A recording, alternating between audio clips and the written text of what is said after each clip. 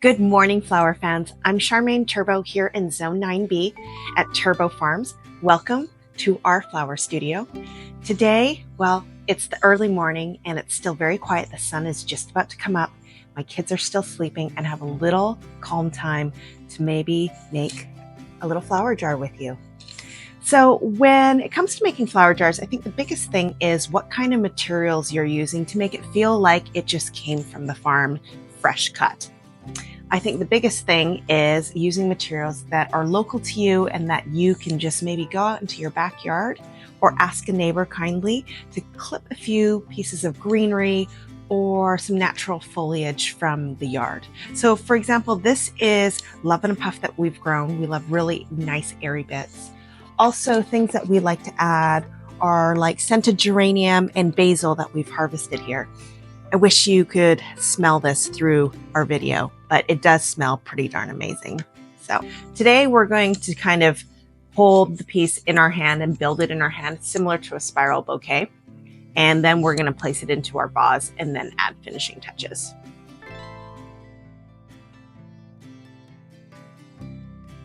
The easiest thing to do when building things readily in your hand is to actually have your materials ready first. So for example, this dahlia here has a lot of side buds and leaves. So we're just going to simply pull and clean the leaves off. And since we're not going to use, well, we might use these buds later, we're just going to simply trim them away from the main stem. I'm going to set them aside. I don't want them to be a distraction right near the focal flower, so that's why I'm cleaning them.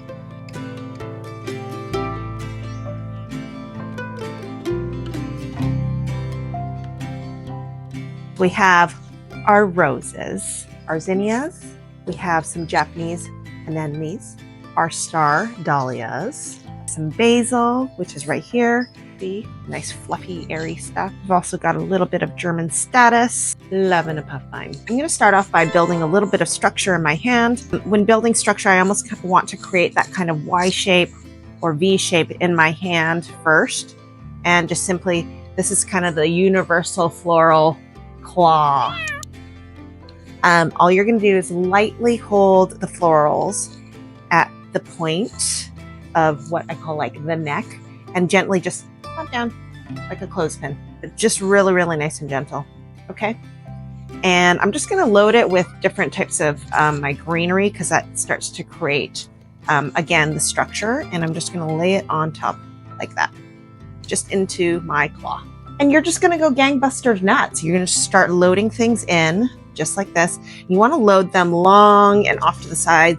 I like to tell people 45-degree angle out this way. And in order to do this kind of spiral bouquet-ish kind of style, it's important to actually get some material in your hand first. Oftentimes, oh, look, this is a nice naturally shaped V shape. That's going to be nice. People often put things too short or they don't extend far enough. Or what ends up happening is they just keep choking and choking and choking. So it's really important just to kind of hold your hand loose and to continue to lay things out 45 degrees. And I like the shape of this guy, so I'm just going to lay it off to the side. I think we'll start falling into place. Yeah, so let's just do this.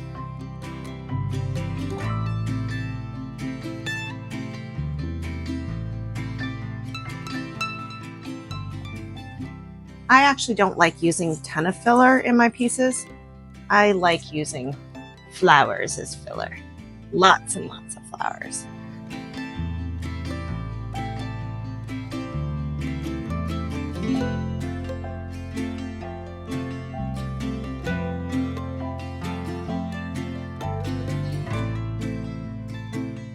And things will naturally just kind of fall in, as you can see right here. Start wrestling with the love and the puff because it starts to wander. There you go. You can see that spiral shape is building.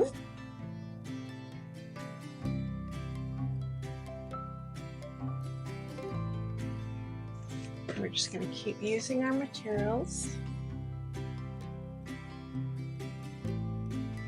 Keep building all the way around. This is a good time to kind of check our florals to see where things are sitting. Make sure we can see all the blooms. Oh, I forgot to add some scabiosa. Maybe light pink scabiosa. Little hints. There. There's another one. Just going to add this in now. And as you can see, we're kind of getting nice and round and circular. Okay, there we go. And again, we want to kind of check where things are falling. You could use a little bit of greenery, just like that. At this point, when do we stop? I'm going to stop because I've got a lot of flowers in here and it feels really airy and nice to me, as you can see. Okay, the question is, where do I cut? I am holding this very gently in my hand. Now, if you're holding your flowers really tight, your hand is probably exhausted by now. So just remember to hold your hand really, really loose as you're holding these bouquets. It also gives you a sense of how things can fall in a circular fashion. So now my rule of thumb is you cut about an inch or so below your wrist and where you're holding things, because that will seat nicely into the jar like that. Okay, so I'm simply going to take my sharp pair of snips and I'm just going to mow right across here. Mow your flowers gently down the blah, blah, blah. Okay. People, you are probably wondering, what is in my jar? Well, this morning, it's good old water from our hose with a small pump of our Floral Life Universal Express Clear 200. It's the stuff we put into our buckets to keep our flowers drinking. And I'm simply going to place this into the jar like so. And then I'm just going to, where my hand is where I kind of lift and let the flowers relax. Okay. And at this point, I can now, if I wanted to, put it on a turntable. I can move it around. I can come futz with it.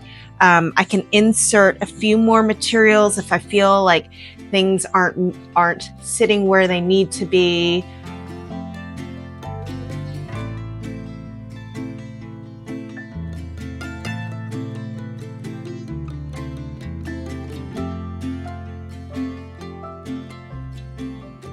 Thanks for joining me in my studio this morning. I hope you've enjoyed learning how to make a flower jar with me. If you like this video, hit the like button, subscribe to us so that you get the next notification when we decide to design with some of our beautiful florals.